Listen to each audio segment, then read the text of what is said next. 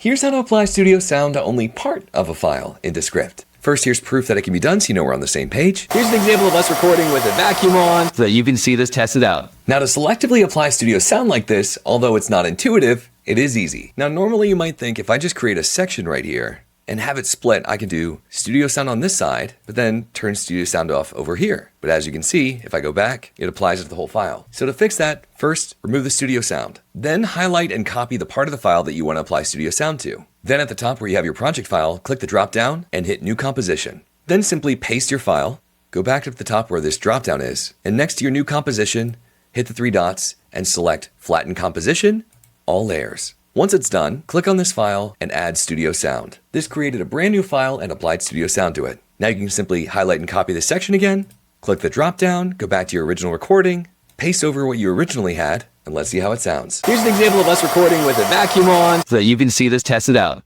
Since Flatten is helpful.